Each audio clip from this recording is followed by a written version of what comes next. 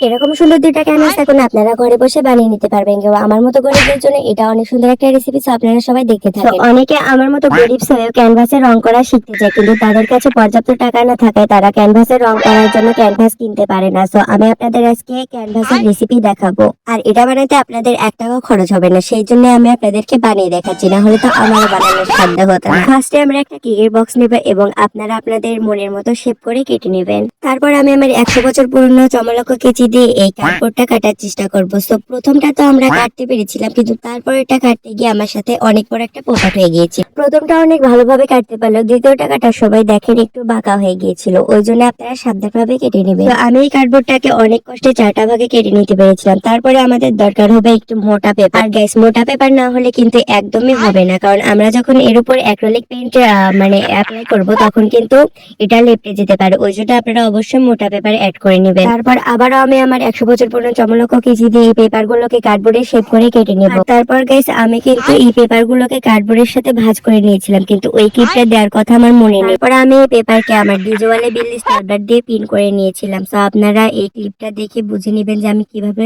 Print করে দিয়েছিলাম। এরপরে কিন্তু রেডি হয়ে গেছে আমাদের গরিবদের জন্য তৈরি করা ক্যানভাস। এর উপরে আপনারা যে কোনো পেন্টিং ব্যবহার করতে পারবেন, কিন্তু এর আগে আপনাদেরকে জেসে অ্যাপ্লাই করে নিতে হবে। আর জেসের রেসিপি এটাই আমি দিয়ে দিব, আপনারা সবাই কমেন্ট করে জানাবেন কেমন হয়েছে। আর গাইস, এটা কিন্তু আমার চ্যানেলের ফার্স্ট ভিডিও। সো যারা এই ভিডিওটাতে কমেন্ট করবে, এরপরের ভিডিওটাতে আসবে তাদের নিয়ে ভিডিও।